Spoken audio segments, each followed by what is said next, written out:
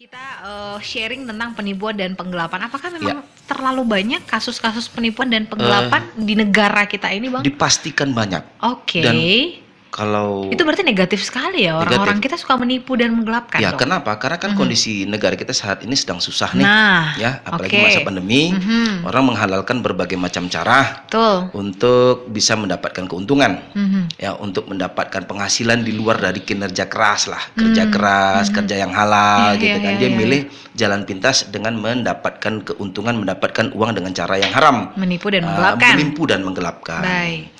Dan salah satu contohnya adalah jual beli online, ya.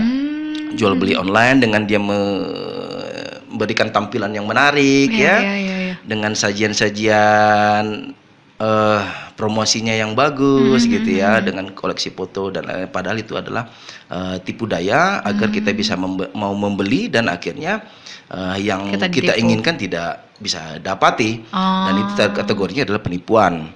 Oke. Penipuan di dunia IT kan begitu. Mhm. Dan ini banyak sekali terjadi. Mhm, mhm. Dan banyak aspek-aspek lain terkait dengan penipuan, tidak hanya sekadar jual beli online. Mhm. Misal, ya, kategorinya adalah eh, banyak sekarang kan yang makelar, apa istilahnya, jasa-jasa Jual beli. outsourcing, outsourcing Heeh. untuk menjual belikan rumah, Oh. ya, perumahan, gitu ya. Oke, oke, oke. Perumahan, lalu dia bantu promo, ya, menyampaikan ke konsumen, ya, marketingnya lah, marketing and salesnya, gitu Tapi kan. ternyata rumahnya nggak ada. Rumahnya ada, Jess. Kadang dia memang Tapi- merupakan mitra kerjanya dari perumahan tersebut, gitu kan.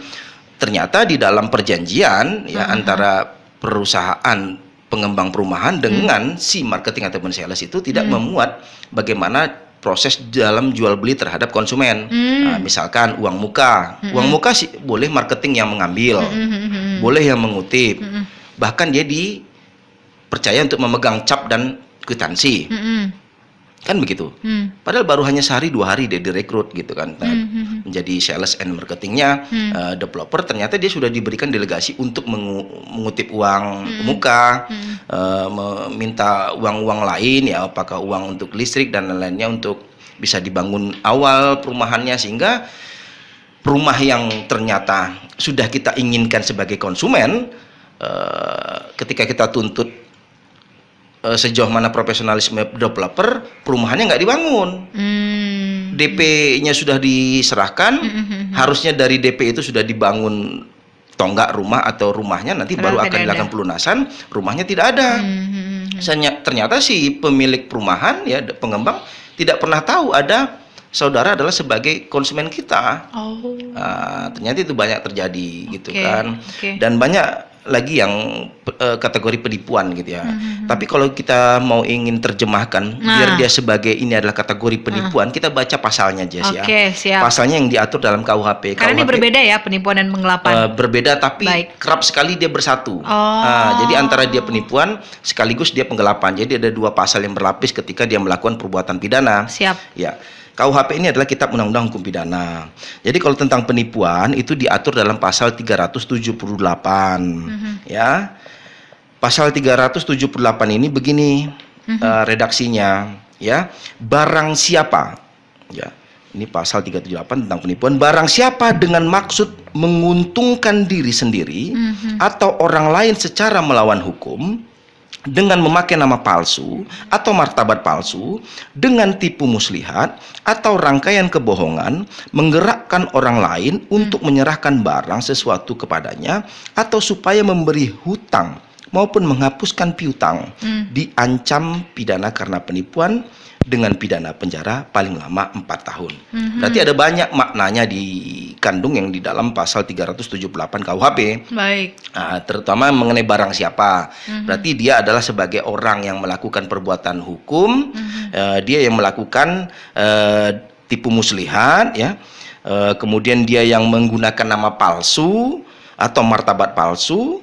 Nama palsu ini bisa saja nama saya Parlindungan diplesetkan menjadi nama lain, misalkan namanya adalah Z, gitu, harusnya A. Jadi itu sudah ada upaya melakukan penipuan. Baik.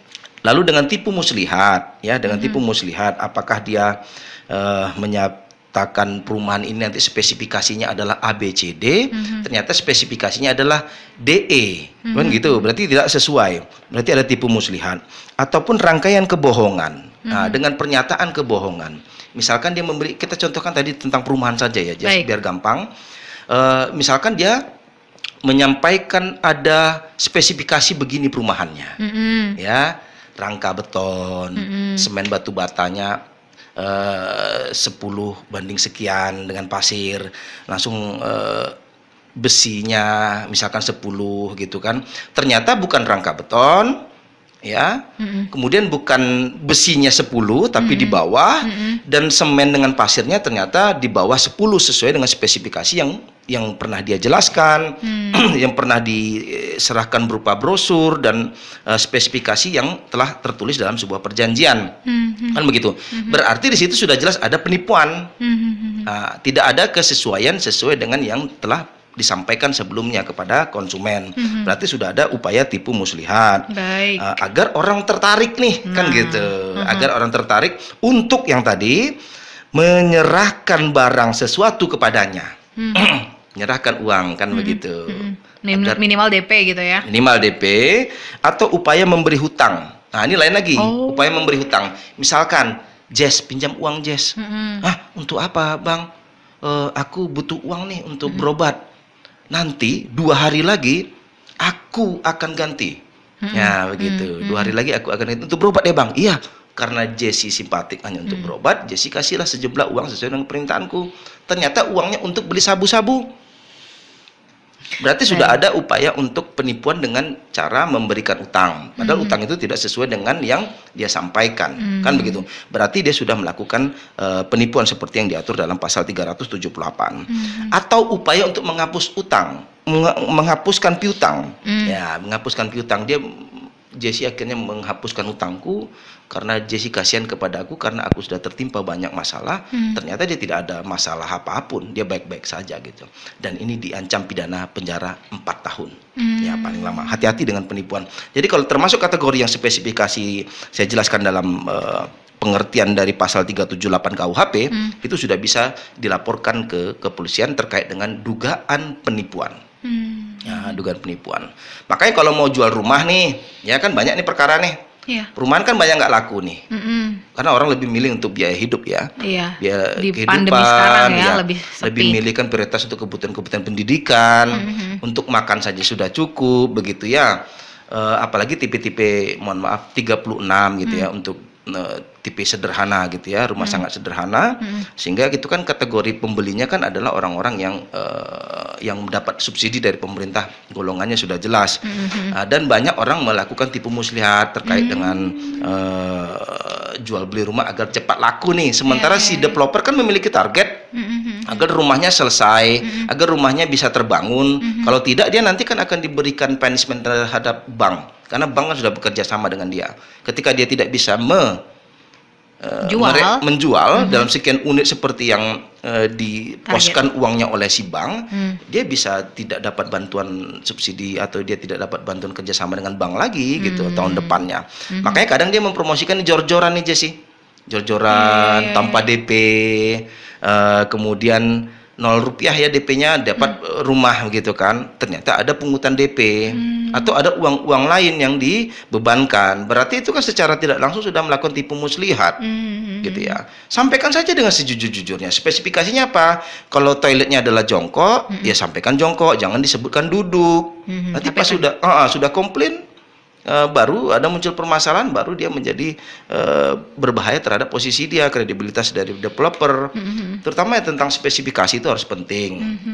Kadang ada perumahan itu yang ditendang saja dindingnya sudah amblas gitu.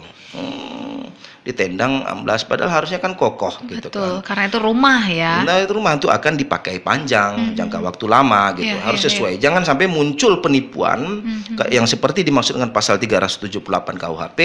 Makanya sesuai dengan spesifikasi dan realisasinya harus sesuai. Dan begitu juga marketing gitu. Jangan terlalu berjor-joran menyampaikan barang yang ingin dijual belikan, barang yang ingin dijual atau belikan jasa agar ya? dia segera mendapatkan fee, ya kan? Karena fee-nya kan segera direalisasikan, dikasih itu kepada si marketing ketika sudah membayar DP, ketika sudah lunas kan begitu.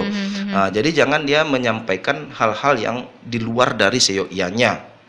Kan banyak marketing yang begitu, oknum marketing lah, kadang tidak sesuai ataupun dia rela berbohong, ya, rela menipu agar pembelinya ramai. Nah, begitu. Dan Karena itu semuanya sudah ada di KUHP tadi ya. ya, jadi sudah ada dalam KUHP. Jadi hati-hati dengan maksud menguntungkan diri sendiri seseorang, dengan akibat dari tipu muslihatnya seseorang ataupun badan hukum bisa dipidana penjara 4 tahun penjara sesuai dengan pasal 378 KUHP.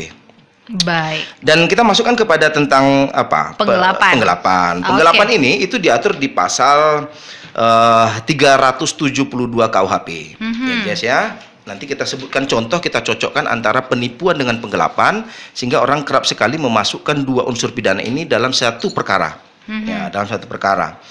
Jadi dalam pasal 372 KUHP ya tentang penggelapan itu dinyatakan begini, barang siapa dengan sengaja dan melawan hukum memiliki barang sesuatu yang seluruhnya atau sebagian adalah kepunyaan orang lain, tetapi yang ada dalam kekuasaannya bukan karena kejahatan, bukan karena kejahatan, ini betul, diancam karena penggelapan dengan pidana penjara paling lama 4 tahun atau pidana denda paling banyak Rp900.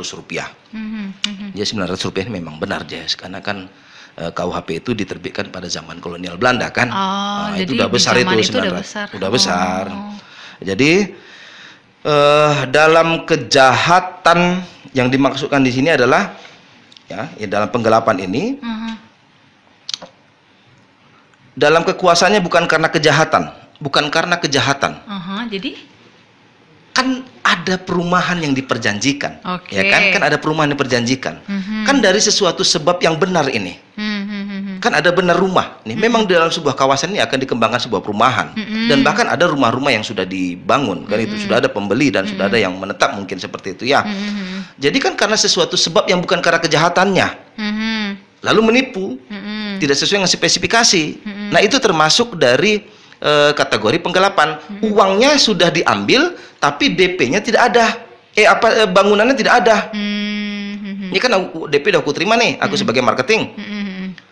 Ternyata janjinya dalam sekian minggu sudah dibangun bangunannya, ternyata tidak ada. Sementara memang benar ada yang lain ini. Itu hanya sebagai upaya untuk memancing. Ini sudah ada nih yang lain nih, belajar dari yang ini, berarti nggak ada permasalahan itu. Nah, pertama awalnya dia sudah melakukan penipuan, uangnya sudah diambil tidak sesuai dengan yang diinginkan agar dibangunkan rumah, dan itu uangnya yang sudah dikategorikan sebagai penggelapan, menggelapkan uang, menggelapkan uang. Atau begini, Jess, jual beli mobil.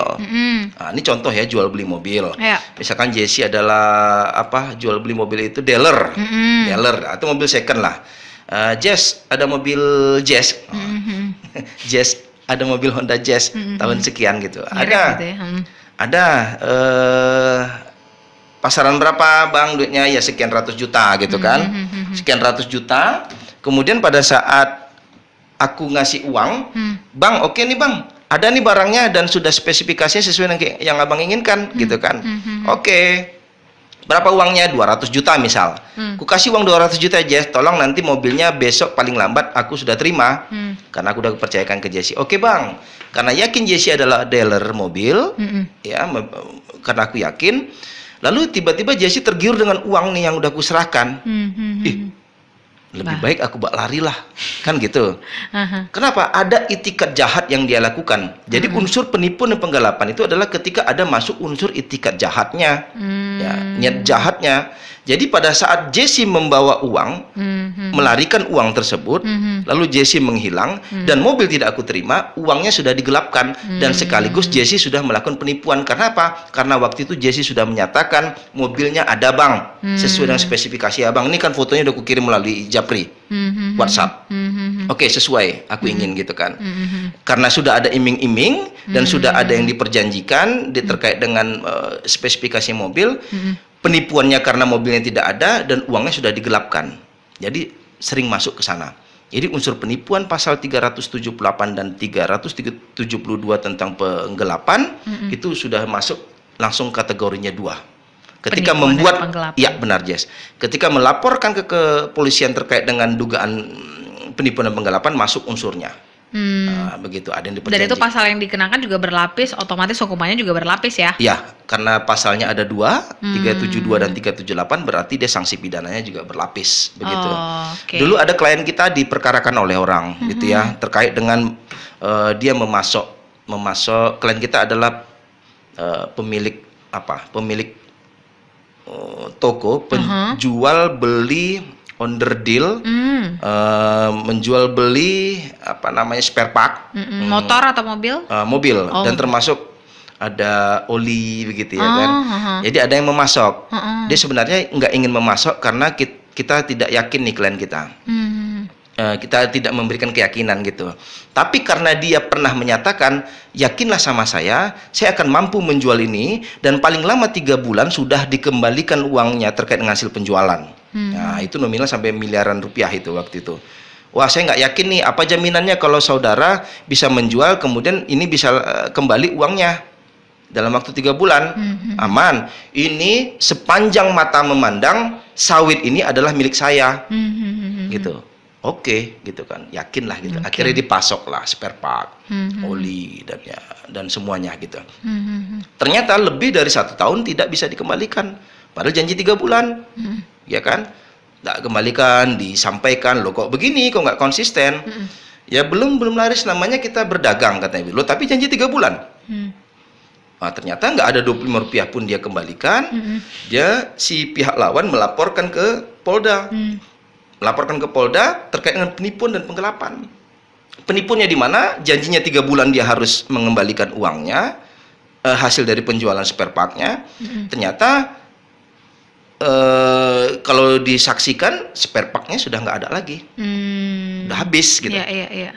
Dia tokonya sudah nggak ada spare part, berarti sudah laku. Berarti sudah melakukan penipuan, katanya sudah habis. Katanya belum habis, ternyata tidak habis. Ternyata udah. Nah, berarti sudah termasuk penipuan. Dan termasuk penggelapan, udah habis spare part-nya, ternyata dibilang nggak laku, gitu kan, nggak sesuai. Karena ada upaya untuk tipu muslihat, dia sampaikan bahwasanya dulu sawit sepanjang mata yang memandang ini adalah punya dia, berarti ada daya tipu muslihat waktu itu, berarti termasuk penipuan. Penggelapannya adalah spare part-nya sudah habis, ternyata dia bilang belum habis, nggak laku, begitu kan, masuk unsur pidananya. Jadi masuk ke 2 kategori, penipuan dan penggelapan yang diatur dalam Kitab Undang-Undang Hukum Pidana.